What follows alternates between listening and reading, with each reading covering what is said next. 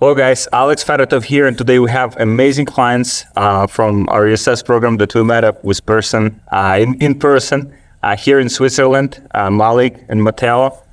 These guys are doing like some very good numbers with eCommerce, and today I'll be asking you guys some questions so we can share the experiences, we can exchange some insights, and we can help some people out. Tell me more about your background, like how you started in eCommerce, and when was it?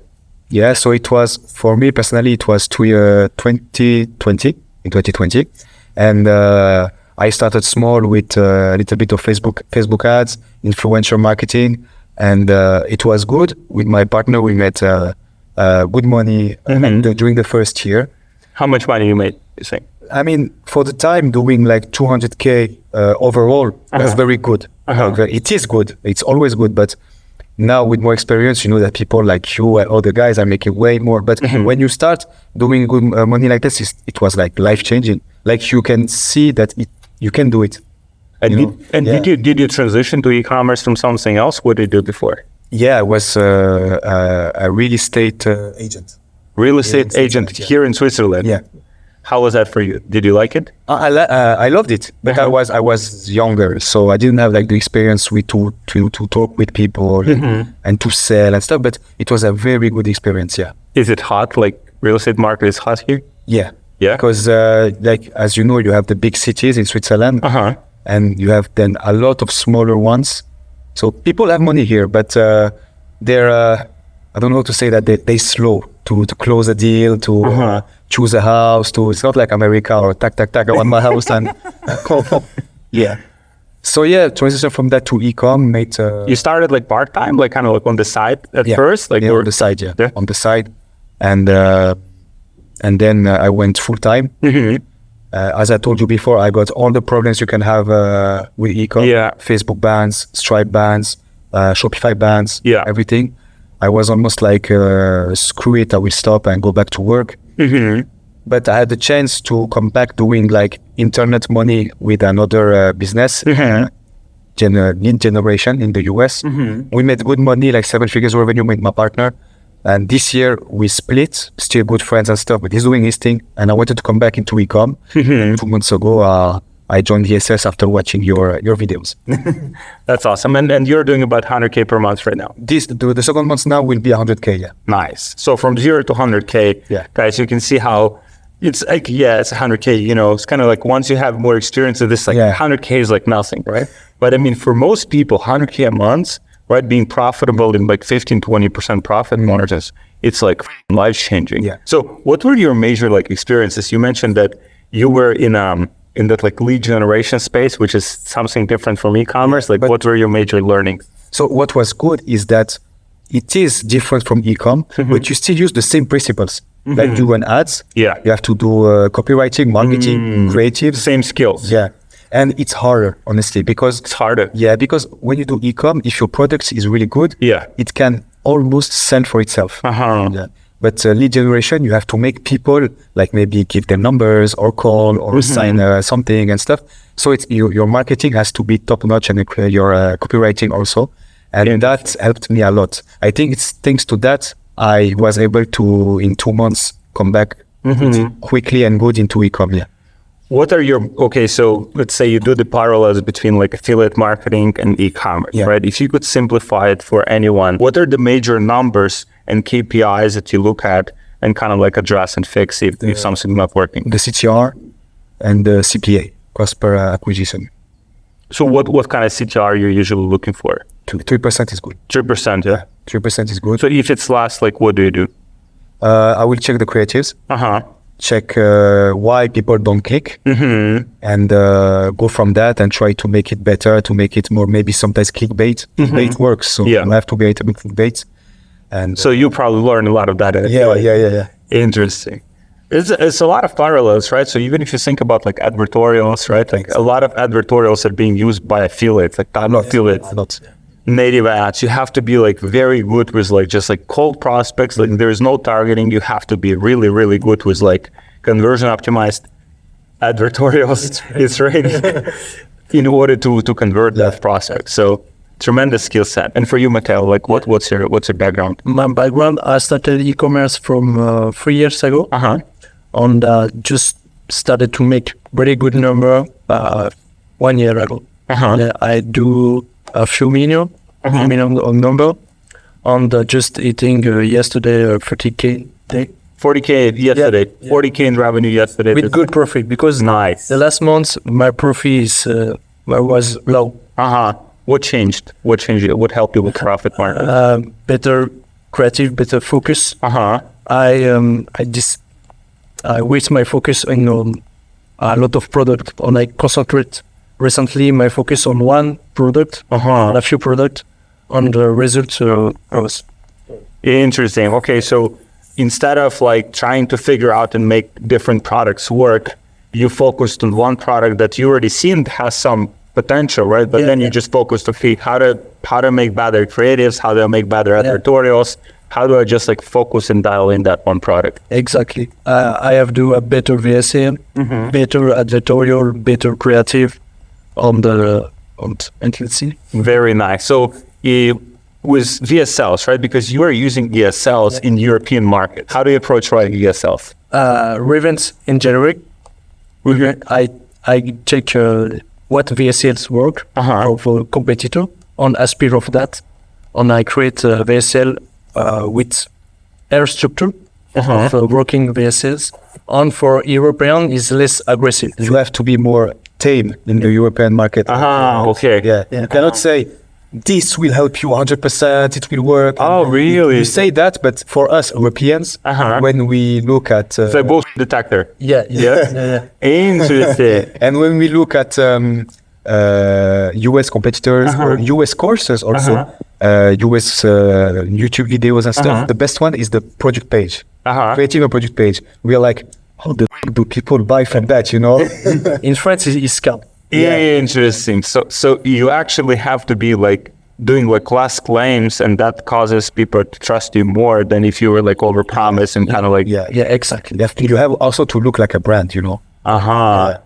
Interesting. So this is the kind of like the European mentality. Yeah. And which countries that works in, like France, Germany as well? Yeah. France is a very good market. You can do a good number on stable. Stable. Say stable. Nice. Germany is powerful too. So these two markets you're mostly focusing on? Yeah, is the best one. You told me also doing South Africa. Yeah. It's the big numbers in South Africa? Not big numbers, but it's good for testing. But margin is lower because shipping cost is high for South Africa, and shipping delay is high. But it is good for testing because competition is low. And for testing is very good because it's English too. So I can test in South Africa and scale in US. Is my strategy. Gotcha. So when it comes to VSLs, because I think this is such a hot topic. I mean, it's not like it's something new, right? I mean, there's direct response advertisers have been using, the affiliate marketers have been using. You take the VSL that worked, you're trying to translate it, kind of reverse engineer it, recreate it for yourself, right? Is that your process? We take inspiration from what works in the... You just make it less aggressive, kind of like adjust some less aggressive. We change the scripts also. You cannot just copy, translate, paste, because the wording is different. The way you say things in English is different than in French and or German or another language.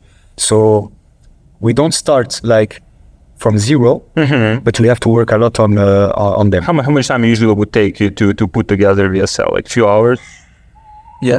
Few hours? For the script? Yeah, 4 hours. Few hours. Let's say few hours, you dedicated like few hours for the script. Then what's the process from there? Like when it comes to video editing, like do you take like custom content? Do you take some stock content? How do you usually put the VSLs together? We use own content on the internet content on free library like Envato. Yeah. Envato. On the 3D motion design too. 3D motion design. It's very powerful for mechanism the product. For explain how it's work. And for Facebook, don't detect like skin. Is yeah, because when you see in 3D maybe a person, Facebook doesn't think like, oh, it's a naked person. Yeah. They don't think it's skin. it's great for that and very powerful. Nice. So out of all of the VSLs that you have created, right? How many of them have actually worked? Like what percentage do you think? For me, all VSL has worked. Oh, really? Yeah. So you don't have any VSLs that, like, let's say you dedicated hours of your time, like you worked very hard, and then you tested and it doesn't convert. You didn't have those? Because I create different variation of VSL with 10 Hooks. 10 hooks. Yeah. Oh, 10 interesting. hooks. Yeah. What we do is that we have actors, UGC creators, and plus all that he said, like 3D motion design, stock stuff from the internet, etc., and our own content, pictures and videos with the product. And we do one VSL, and then we do like 10, 20 hooks, different hooks. Interesting. And we test like that. Can you give me an example of hooks? A hook? Stronger with pain. Okay. Pain. Shows the pain. Like you're like, it hurts. And, I see. Yeah. Sometimes even hooks that are not related to your niche or your product. Just something that like, oh, what is this, right? Like exactly. People start watching. Like one of the hooks that worked for me was a video from TikTok, a woman eating pickles. You say? Yeah, that's pickles. Yeah, it's in pickles, like in a pig jar and stuff, and it worked. Interesting. So from your experience, like the first 2 seconds, like, and kind of like they don't even have to be related to the rest of the content of the VSL. They just need to be attentive. Yeah, right? I mean, maybe I was lucky, But if they are related and they have that wow factor, it's better. Yeah. When it comes to like testing, how long are your VSLs? Between 3 to 6 minutes. 3 to 6 minutes. Yeah. And then so 3 to 6 minutes. And when you're testing, right, like what KPIs do you expect to see? What numbers, like let's say click-through rate, average watch time, what numbers you look at to see if VSL is working well? Besides ROAS, right? Obviously, if it can. Of course. If I have more than 3% CTR, like 4 or 5, it's very, very good. At 3, I'm happy. Yeah. 3%, I'm happy. Yeah. And watch time, I use a custom metrics, the time stop ratio. Time stop, yep. Yeah. To see if it is like at 40, 45 and more. I know my hook is good. Yeah. And then average watch time, if they watch, let's say the first 1 minute and a half, it's good. Because this is where I say, here is the problem, there is a solution. And if they want to know, if they want to know more, they can see it on the website also. Is it working mostly for like older people, like 35 plus, 45 plus, or it works for younger people as well in European markets? I think it's better for older people. Yeah. I think. Interesting. Okay, so you're testing that. Like, do you guys use like funnels in European? Like, do you use funnels? Funnelish. Yeah. But Shopify too. We test both. So what's converting better for you? What has higher average order value?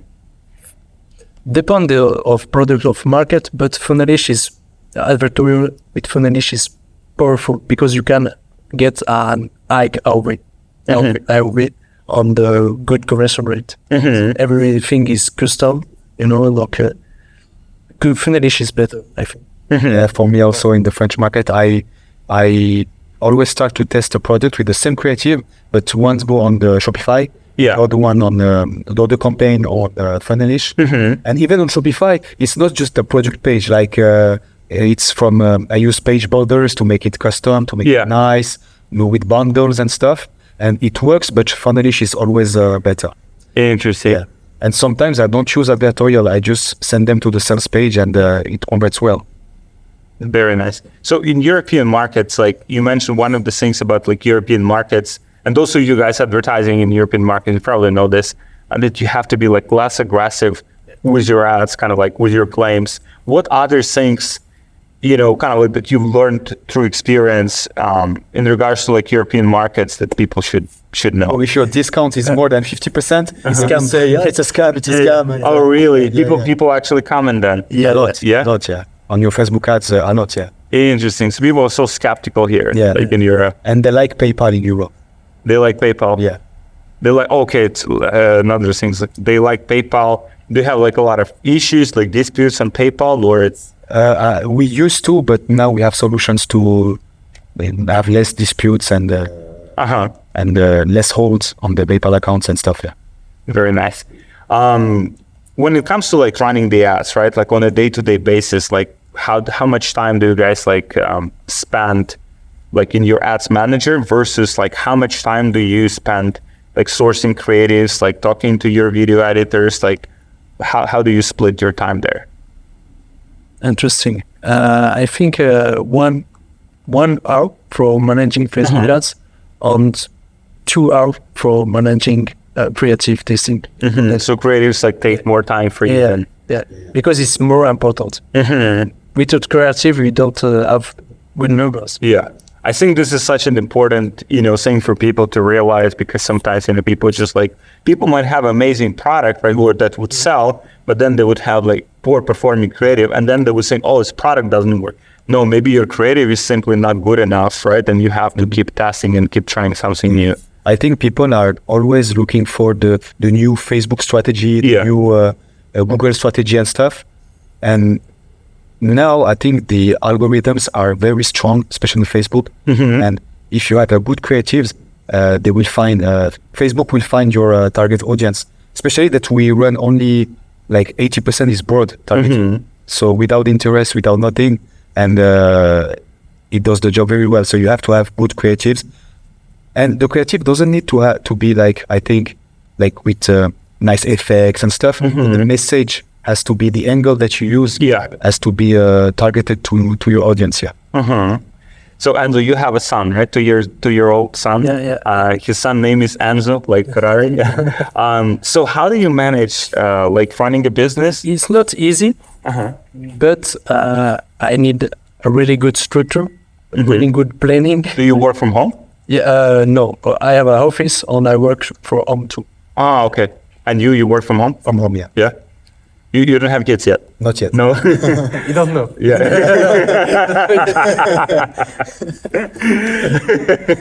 If you were to talk to yourself like a few years back, to the younger version of yourself, like what would you what advice would you share with yourself?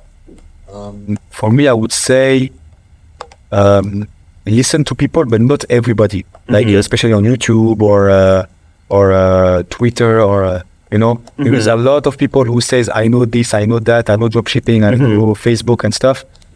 And they're probably right, but there is a million ways to run ads and do things, but you have to stick to one way, do it very well.